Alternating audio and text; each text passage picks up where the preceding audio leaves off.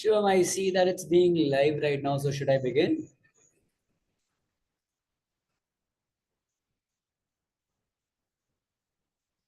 Great. Okay. So, hello everyone. Welcome to a lecture. It's not a lecture, apparently, it's a session which is going to educate you. Educate you about what?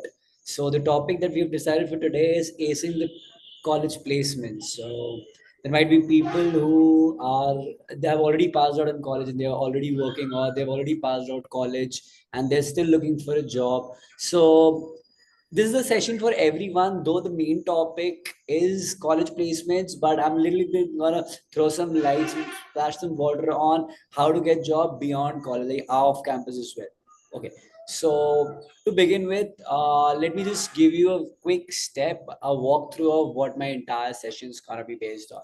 So apparently, we need to talk about how college placements are. How do they work? Apparently, let's say you have got the favorite college that you want, and I think all computer science engineers, if they are there, they want IITs. Let's say you do not get into the NIT or IIT you want, and or maybe even if you've got IIT, you do not get IIT Bombay as the one that you wish. So now what? There are things, right? So two things usually matter. Number one, your college should be good, or number two, your grades should be good. This is like the normal trend which you might have heard from good people.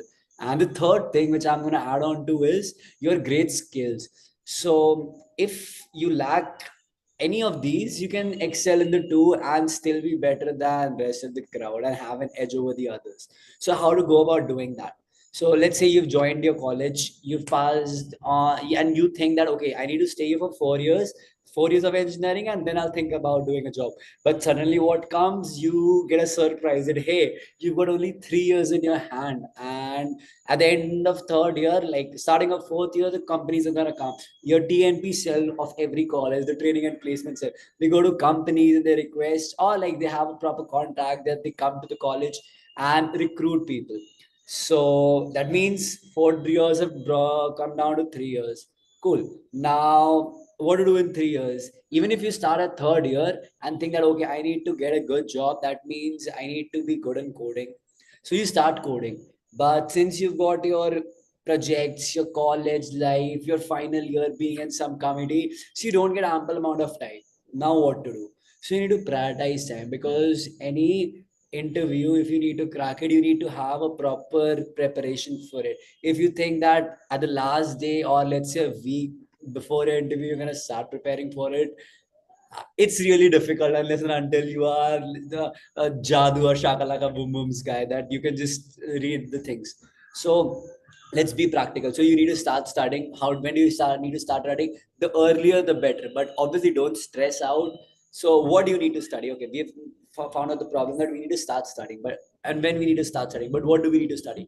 So let's say you want to target product companies. If you're targeting product companies, the usual keyword that comes to our mind is man, Meta, Amazon, Apple, Netflix, and obviously Google.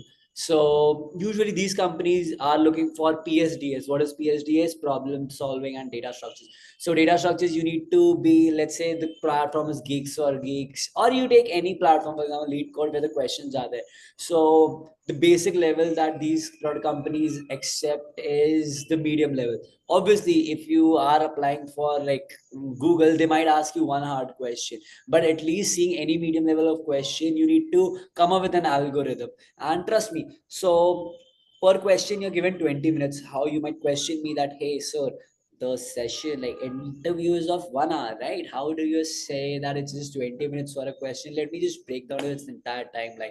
So 1 hour means two questions. That's a minimum that we're gonna ask. So in for the two questions, let's say 15 minutes initially are there for the ice breaking sessions. Like what do you do? Your normal computer science concepts like not data structures, for example, DBMS and operating system or computer networks for that reason. So when these things are there, so after 15 minutes you start, and the end of the 5 minutes would be something like the interview is going to ask you that hey, do you got any questions for me? So you're left with 40 minutes, right? Now, in this 40 minutes, you need to have two questions. And imagine in a question, you need to read the question, you need to ask clarifying questions, you need to ask the expected input output. Then you need to come with an algorithm. And once it's approved by your interviewer, let's say he won't ask you to write the algorithm if he doesn't find it like the best. he's going to ask you to improve. You improve on the algorithm, then you start coding. So out of those 20 minutes, you're just left with 8 to 10 minutes for coding. So first things first, your typing speed and coding skills need to be amazing, because if you're aiming for such companies, you need to be like the codes, the tools like for loop, conditional, functional statements, everything needs to be tip of your mind, so that people don't ask and you don't pressurize yourself under that condition. Have mock interviews, talk to your peers, your seniors, go for networking events whenever it's possible, and try to gain experience from people who've already been, even if not succeeded, but at least have an experience, so that you can also learn from failures. Now, there's a very famous term that is coining these days, is economic downturn. What is this economic downturn? Let's break it down into levels. Number one, companies are trying to cut down their expenses, right? Because they're not making profit. Simple. Now, what does that mean? They need to lower down their resources, correct? So if lowering down the resources, this means there are less jobs and there are more people. So you might say that, hey, many people are getting fired as well, right? So this again comes down to my previous point, less jobs and more people. So a particular job, the competition for that job increases tremendously, right? Because not just college people, other people are also there to fight for that particular job. Now, how can we be better than our competition, right? Because not just your peers, they're going to be people from other college, people who have been fired, or they're looking for a promotion or growth in their life. So what do we need to do? We need to be very skillful. Very skillful in what? Your vertical. Now let's say there's a person who's in IT department, or let's say triple E department, but he is more interested in computer science because he loves coding. So whichever thing you love, you need to excel in that. That means you need to excel in your vertical. Now, let's say there's a person who is not in college, who's already working and he wants to grow. He's already in data science zone, right? So you need to grow in a vertical of data science. Let's say there's a software development engineer. So he needs to develop on his algorithmic skills, his system design skills. For college, you don't need to focus on system design, but yeah, algorithmic coding is something that you need to focus, and like it needs to be on your tips. Even if like somebody wakes you up at 2 a.m. at night and asks you a simple question, not a simple question on lead code or on Geeks for Geeks, you should be like, okay, let me think, give me like 5 minutes. You're there with a solution for it. So now what are the things that you need to study? Hash maps, trees, heaps. Grass is a concept which people love, like all the bank companies love. Don't worry, I'm going to talk about companies like the normal service-based companies like TCS, Infosys, Wipro, Accenture. What do these like as well? So let me talk about the bigger picture first, so that even if you see that, okay, you're scared because your CGPA might not be good, or you're not right now, you're not good at coding, so you're scared. But there's always a pathway. Not even me, that I was born from, when I was born, I knew these things. I learned it over a time. And it's not just me. There are like tons of people that, like me, who learn things over the time. So never think that you can't do anything. So now what do we need to do? If everyone is doing the same, right? So you need to have an impressive portfolio. That means the work you've done. Let's say now in college, you'll say, what work have I done? So the next point comes is internships. You need to have internships and some experience. So you might argue with me, sir, I'm not getting internship. I would say that you are focusing on a wrong platform. There are platforms like Internshala, Naukri.com, LinkedIn is the best place. Like, just go reach out to people, and you need to get over with this judgment mentality. If you've got peers, if you've got seniors who are already working, don't be shy asking them anything. Like, hey, what is that person's gonna think about me, that I did not study well in college, that I'm asking for is that? No way, no way. It's your life. You need to make it large the way you want it. So, what is a portfolio that I said it needs to be impressive? The first thing that comes to any recruiter is your resume. So you need to stand apart. For college people, it needs to include internship. If you've done any training, for example, in Android, in iOS, in big data, just mention it over there. If you've performed well in any hackathon, you've performed anywhere online, you've made some, let's say, a game, just mention over there. Projects is something which excites all the recruiters. That, hey, this is a person who explores. Even if he doesn't have industry experience, at least he wants to learn and he wants to grow. And this is something which even me as an interviewer, I would love. So now, how do you make these things? So you need to market yourself brilliantly, because the way we said, if everyone is doing it, how do you do better than them? You need to market yourself brilliantly. And the first thing is, the resume. It needs to be plain, simple, one pager. People argue mine was two pager. I still got selected. Yeah, obviously you might have included very good things, but in a general sense, one pager resume having all the details. It should not. It should have keywords. Put numbers. Numbers. For example, if I say I created a 3D virtual tour of my college, which increased the admission rate by 20%. So this 20% rate, it leaves an impact on the person reading it, right? Hey, that he has his stats clear. So use numbers very diligently. Next, put good content on LinkedIn. Like have some posts. Let's say you've made any algorithm or you've just thought about some better sorting or searching technique.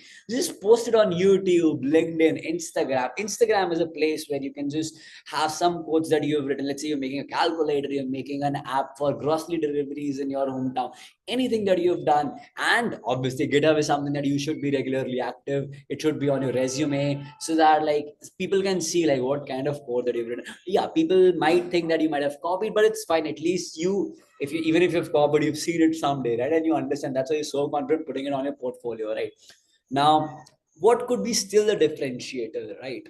Let's say I am applying off campus and there's a proper JD that I see, job description, and I see that, hey, this is a particular hiring manager and he's hiring for this particular role. So what do? I'll just mail that hiring manager that how am I fit for a role? Let's say that person is asking me for a TV developer. Then I would showcase the skills that I have for Android and for iOS. Why? Because even if you want to do it for Apple TV in the future or for Android, because in a TV these days are Android TV, right? Even if you have experience for mobile development, if given an opportunity, that's key. The screen is just scaling, right? All the internal things as a software developer we know are gonna be the same. So this would set me apart from the rest of the candidates. Why? Because the hiring manager has received a mail, and if I excel in my interviews, obviously, like now I can negotiate for a better salary. And the next thing comes is referral.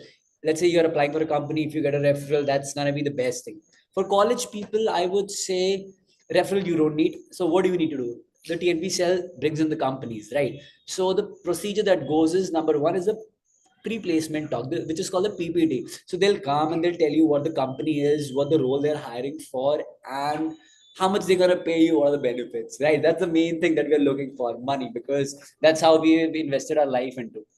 So I would personally say be very diligent and focus on what the people are saying and what kind of person they are looking for, because this is going to help you in an interview, talk about and sell yourself.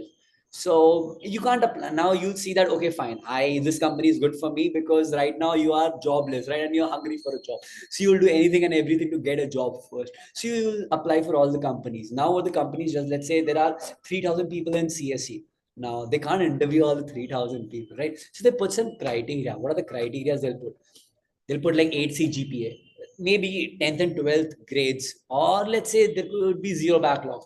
So if somebody is coming and telling you, hey, CGPA doesn't matter, you can have backlogs, yeah, that is fine. But if you go with the words of those people, it might happen that some company comes, which is your dream company, which is offering the maximum package, and you are not even allowed to sit for the online assessment, right? So make sure you have a decent CGPA. By a decent CGPA, I mean at least 7.5. Now it again depends on the college. Let's say some colleges are absolute CGPA, some are relative. So you might know at your particular college that what is a decent CGPA. So please try to maintain that.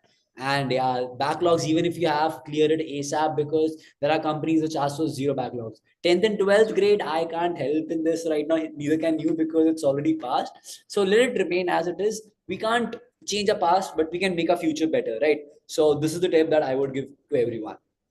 Now once that is done, and you are allowed to sit for the online assessment. Now the online assessment consists of a couple of things. Let's say it's going to consist of some coding questions, some computer networks, operating system, DBMS questions. They're going to be something like an MCQ or write an SQL statement. The third thing comes is behavioral questions. That means, given a scenario, what are you going to do? Or let's say if you're given four options, let's say you had a fight with your manager, what is going to be your response? So this is basically helpful for HR people to find if you're cultural fit or not. And the third thing that comes is into picture is companies like TCS, Infosys, they would do is called the aptitude test. even banks like JP Morgan, Morgan Stanley, Wells Fargo, even they focus a lot on this. So once this is done, and then they come out with a list of, let's say, 50 or 20 people that they're going to interview, because each interview at least takes an hour, right? So the employees who are coming to take the interview, their time is also wider, right? So they can't let all the 3,000 people interview. So out of 3,000, couple of them have been filtered. From 3,000, after the online assessment, people have been filtered out. This is the time you get an opportunity to actually interview. So in order to get selected, you need to understand, you need to pass these two phases. Once you've passed these two phases, now comes the actual phase, which is the interview. Basically, the technical interview. Number of technical rounds, they vary depending on the company. Some might take 2, some might take 3. Companies like Google, they take 6. So you need to be very focused on that. And what are the type of questions they ask for technical rounds, right? Mainly it's coding. Apart from coding, they can ask you things like, hey, given a linked list, find the middlemost element. Easy one, right? But they're gonna see what is their approach. Given a tree, print the MST of it. Any such kind of question. Now, next point that comes is, let's say 3 rounds have passed, you successfully cleared all of them. Then comes the HR round. Questions like, where do you see yourself in 5 years? What are your strengths? What are your weakness? So try to be diplomatic. Don't showcase your negative point that, hey, sir, I am a very short-tempered person. No, no, no. This is a very big red flag. You should never say all these things in an interview, especially with the HR, because that's like cross. Even if you're like technically very sound, what do you mean by being short-tempered? That, hey, if someday your code doesn't work, you're gonna throw the company's laptop, right? So be very smart with your words over there. And apart from this, the technical rounds might also include, hey, can you just tell me the difference between insertion sort and merge sort? Or it could be something like, your not just one question, coding question. They can ask you multiple logical questions. Let's say a fun question like, given a wall, there's a particular ant which walks up 4 steps and come down 3 steps. Tell me how much time it's gonna take to climb up the wall. So that your logical reasoning is also checked in the interview. So this also you need to be focused on. Okay. Now this is something which will help you. Okay. So what did we learn? We learned about that we need to market ourselves brilliantly. We need to put good content on LinkedIn, post things on YouTube, Instagram. We need to be good with aptitude, with coding, and be very smart with words. And maybe like if you are outside college or applying for off-campus things, mail to the hiring manager. Another thing is called networking, right? More referrals means more chances to get selected. Not just selected, I would say, to get an opportunity to get selected. Now imagine I am a person, I am working for, let's say, a company X, and somebody is texting me on LinkedIn, sir, can you please refer me in your company? Rather than this, if a person whom I physically know, or let's say he's my friend's brother, he calls me up and says that, please, can you refer me? I would do that. Let's say I met someone at an event and he asked me to refer him. I would prefer him over a normal LinkedIn message, right? So you need to keep this in mind. Next, expand as much as possible. Don't be shy from asking help. Trust me, if you're shy from asking help, nobody's gonna help you if you can't help yourself. Okay. Now, let me tell you a quick story. Let's say you are there at a fun fair. A fun fair is a mela, right? Where you see, you go to a particular stall and you see there are a lot of balloons over there. You're given a gun. You shoot at a particular balloon. Now, since there are a lot of balloons, even if you shoot, there are chances that you can burst one balloon, right? Now taking the other hand side. And there's only one balloon. Even if you try as much as you can to aim, there are chances that you will miss it. So, what is the moral of this story? If you take an analogy to our hiring world, the analogy is, if you are applying for multiple companies, there are more chances of you getting selected rather than just focusing on, let's say, my brother works at Microsoft, even I need to get into Microsoft. I will anyhow get into Microsoft. Trust me, these are a few luck things as well. Let's say the interview, 3 rounds of interview have gone amazing, but the fourth round, he has asked you a question. You want to do it, you've tried solving it, but some way, since in an excitement, you missed a particular point, and because of which the entire solution was wrong. What happened? You just failed that particular interview. And in big companies, one interview failure means like you've failed. So you need to be open for options. Keep this in mind. Now, I'll tell you a good thing. There's a proper funnel for everything. Now, what do you mean by funnel? So, number one. So, you need to have a shot at the interview. That means first you need to get a chance. People who are in college right now, you can apply. Who are outside, at least I would say if you're hungry for a job, it should be at least 100 jobs a day. Okay, because if you do 100, take it like let's say 5%, five people are gonna reach you, or even the rate is even lesser. I'm just saying a happy scenario. Five companies are gonna reach you. They're gonna ask you for like details. Out of five, maybe one would be selected. So my point is, it keep applying. So once you've got the shot at the interview in the funnel, the next stage is nail your interview. By nailing your interview, I mean that your concept needs to be very clear. Let's say you've got a shot at the interview. Let's say off campus you've applied. So now what?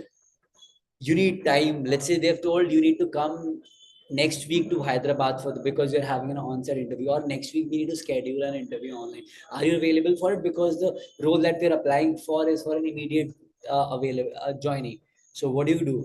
You're stressed. Why? Because you haven't prepared yourself, right? So your preparation need to be at the toppest level right now. Because if you're being focused that I need to get a job, the first thing is how will you get a job? You need to prepare yourself, right? So let's say now you've nailed the interview and you've got multiple companies and you've nailed all the interviews, so you have multiple success, right? You have multiple selections. So why is this helpful? You might, there are some people, let's say, they wanted to get a job at Dell Technologies. They've got a job, but let's say next day Shell comes in. Dell was offering them 10 lakhs, Shell is offering them 12 lakhs, but they're still satisfied, right? But guess what? If they would have cracked Shell interview as well, they can come back to Dell and say that, hey, I'm getting this offer. Can you make some offer me something better? This is called the negotiation phase. And when can you do that? When you've got more offers in hand. Why? Because more offers will give you more confidence, right? Hey, even if Dell is not giving me more money, I'll go to Shell, right? Even if Shell is not giving me more money, maybe I'll go to Sprinkler. So for this, you need to negotiate, and in order to negotiate, you need to have more offers. To have more offers, you need to nail your interview. To nail your interview, you need to get a shot at the interview, right? So I have told you a proper funnel, and this is like a very cheat code that I used to follow. And like if you guys follow, it's gonna be like the life is gonna be easy for you. Now, let me tell you one thing. People say a engineer's life is very easy. You're being overpaid. Like this is this generation of computer science. That's why you guys are getting paid so much. But no, you need to work hard. Trust me, there is no substitute to hard work. Yeah, one substitute is smartness. So doing hard work, you can do it smartly. That means you can do a smart work, right? That means the efforts that you're putting, you need to be very smart. Let's say I have started to learn trees right now. Okay, now how will I start studying? The previous zone, the previous way of learning was that okay, I will take a topic, let's say tree. I'll read everything about tree. What is a tree? How is a tree formed? What are nodes? What are edges? How do we find? How do we do DFS? How do we do breadth first search? And then how do we find? How do we go from root to the leaf? You've read everything. What are in order traversal, post order traversal, and then you start solving the questions. This was the traditional method of learning, but trust me, this method needs to be changed, and people are changing, and they're like having a great and better experience. The new way of learning is you see a question, you try to solve. Let's say you don't, the first time you've come to a tree question and you don't know anything about it, fine, just Google it, just YouTube it, you'll find a particular solution for that. And then you've learned a couple of concepts over there, right? Move to the next question. Next question, it might happen that it's going to take the same concept from previous question or all together, all three new concepts. So you learn new concepts.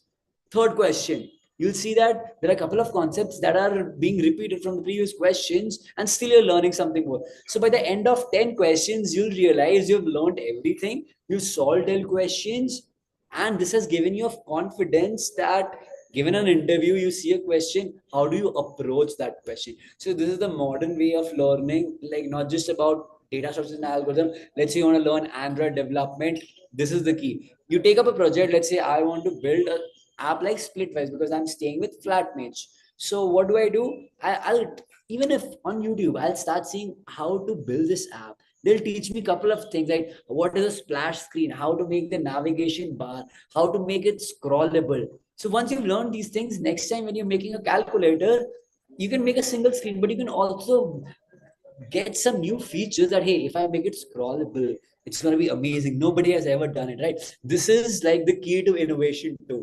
So trust me, follow these things. Okay, so having said this, I personally believe that there are a couple of things that you need to keep in mind in order to excel or ace your interviews. Number one, have a good portfolio. Number two, study well, have good. Okay, people might say, I'm the president of my college. That's enough. But you need to study as well, right? Trust me, it's okay if you want to go into managerial role later on, if you want to get into software development, right? Initial phases, you need to be a software developer, because even a development manager, he knows what I'm coding over here, right?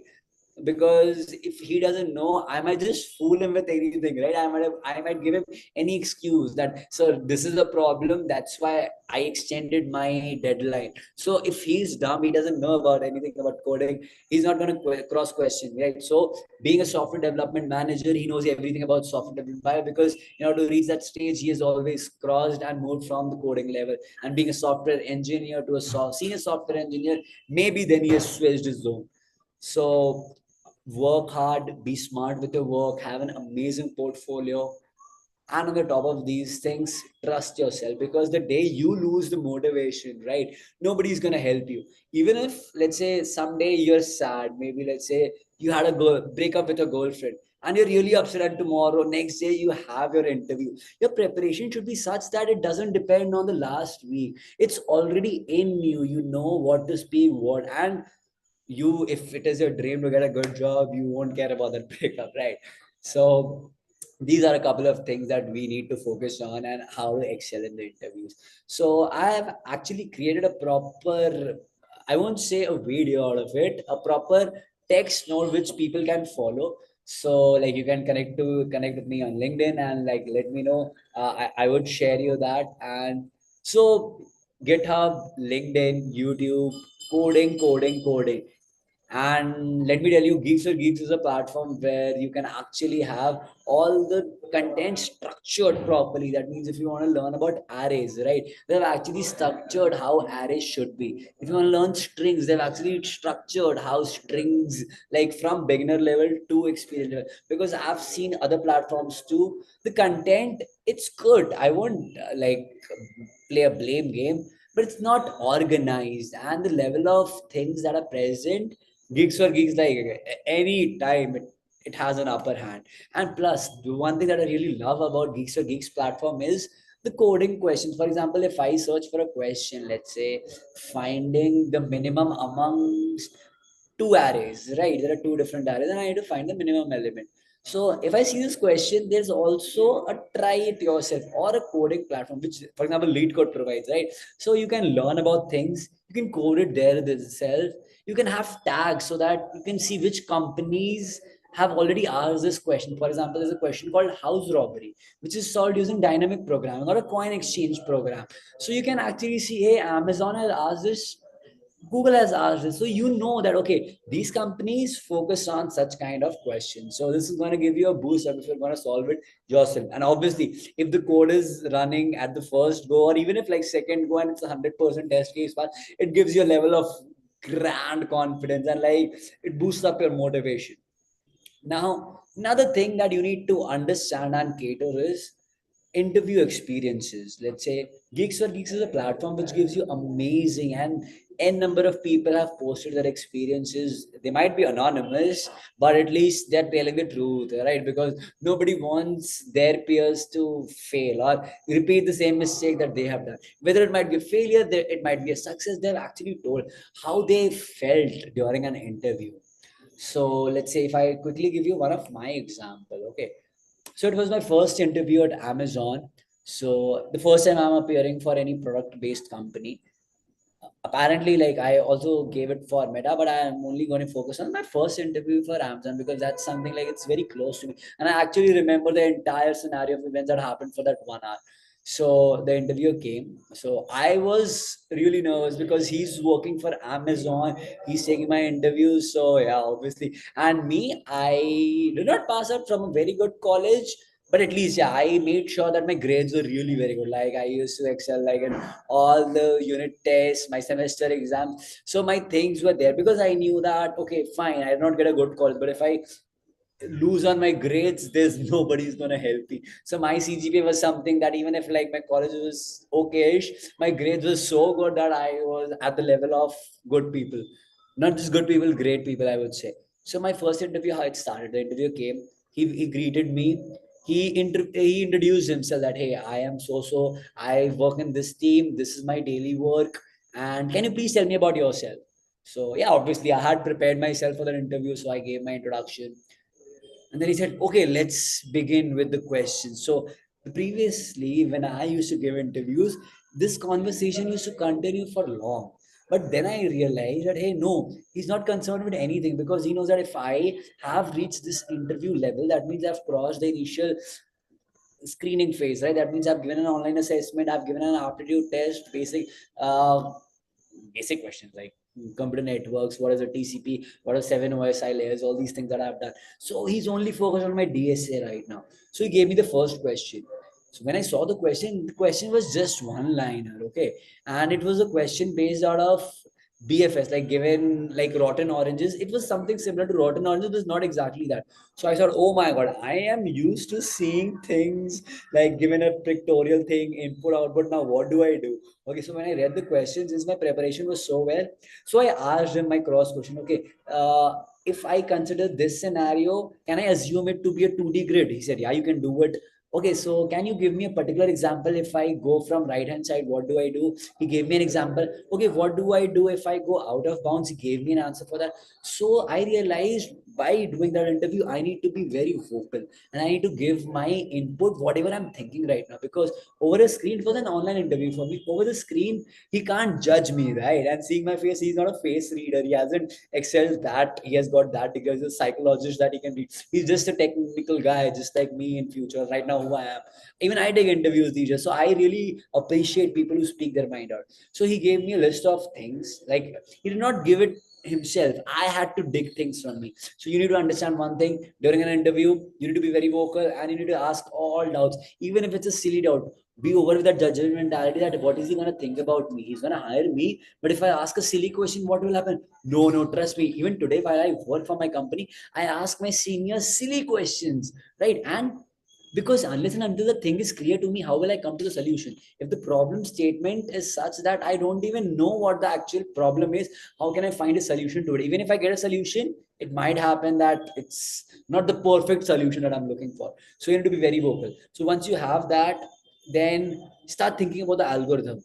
And if your preparation is very good, once you have like actually formulated and have everything in front of you, you'll see that the tools that you have, let's say trees, let's say hashing, let's say arrays, let's say for loops, if else condition, recursion, you can use these tools. It's just like a mechanic who has all the pana, span and all, and if he's allowed to open one bike and if he's allowed to open two bikes and he does it recurrently, if you give him any bike, even a BMW bike, somehow or the other, he'll try, he'll slowly and gently open, and at the end of the day, he'll open the bike and repair it, right? So this is what you need to become in engineering. You've got the tools, you need to use it very wisely and smartly and break down the problem statement. Once you break down the problem statement, use your tools, come up with a solution. Don't start coding. Remember this, never start coding immediately.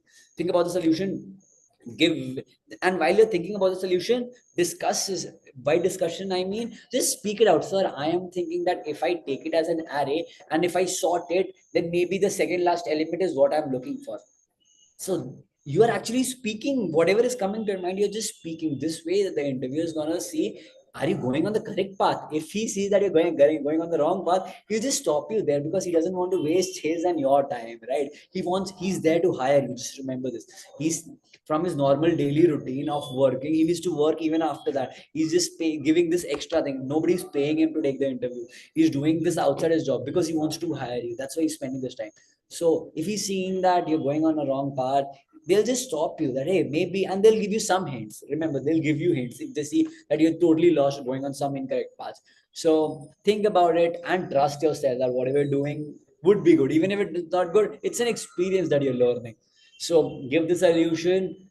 If they like the solution, just start, like they'll say, okay, fine, you can start coding. Or a proper approach would be give the layman solution first. If you know the question, give a better solution and give the best solution. So that, and talk about time complexity, space complexity. Talk, let's say you want to, you've given 15 minutes just to develop the algorithm, and there are just 5 minutes left for coding. Start coding. And there's a proper and very good saying that, hey, you should not be naming variables abruptly. Like you should not say int a, int b, string s. This is a very bad concept. Rather than, you should be like int bigger number, int greater number, string my name, right? But let's say you're in a hurry. That time, what you can do, you can just do that int a, int b, and later on, while coding, you can just tell the interviewer, sir, right now, since I'm crunching time and I need to give the proper solution, working solution. So right now, I am just keeping the variable names like this. If allowed some time later on, I'll just refactor my code and keep the variable names good, so that he knows that, hey, you wanted to make the name variable naming properly, but since you are in crunch of time and your ultimate motto, your ultimate goal is to get a solution, because things are usually like 0 or 1, right? It's either you got a solution or you did not get a solution. So big companies, usually what they do, they have a scale of no hire, neutral, higher, strong higher. So if you are in the strong higher, only in then condition, that's the only condition when you can negotiate your salary. Let's say people have given just higher. If you ask for an extra salary, they might just say, I have other people. Why would I pay you extra? It's just like a business, right? Let's say there's a mall out there and they're hiring salesmen. If a salesman comes in and says that, hey, I want 10 lakh rupees, they would say, my product is not of 10 lakhs. Why would I pay you 10 lakhs, right? So that's how the things work. So be very smart in your interviews, trust yourself. And once that is done, yeah, you'll be at a position where you'll have a job. You can call your parents. Maybe you can shed some emotions, start crying, do whatever you want to, throw a party to the people. And help your peers as well. Let's say you're in college right now and you've got friends, right? Let's say you've got a job, your friends are like struggling to get it. Please help them, because the friends that I helped, they still call me and say that whatever I am today, it's because of you. Because it was not just me who I used to study for. I used to study myself. I used to go to their room and teach them. Okay, there might be a thing that I wanted to revise my things that helped me revision to happen, but I was helping them, right? So the more knowledge you share, they'll ask you cross questions. Treat them like your interviewers. Answer them. Think, what if the interviewer would ask me this question? So if you think that you're really smart, help your peers. And if you think you're not smart, don't hesitate from asking the smart people, right? Because we are all a human race. We're fighting for something better and to become a better human, and we need to be together in with them. So yeah, don't be scared that people say it's a freeze of hiring or it's a recession. Trust me, if you want a job, you will get a job. We've talked about how to be a differentiating factor, how to stand apart, right? So yes, that's all from my side. Like since there were no cross questioning happening over here, so I could not like be like that. Otherwise, this session could have extended. So please like reach out to me on LinkedIn. GeeksforGeeks is a platform where you can like have a lot of content. You can reach out to me as well somehow or the other. And yeah, cool. I think we can pack everything till now. Okay, and yeah, I'm sorry for like there were no lights. My face was really dark because I was sitting in the balcony, like I was enjoying the weather out here in Bangalore. It's really sick. So, okay, I think we can wrap it up. And please do reach me out. Trust yourself. You're gonna excel in the interviews. You're gonna make your parents proud. Especially, you're gonna make yourself proud. And in the long run, you'll just be happy. So yeah, that's all from my side. Thank you, everyone.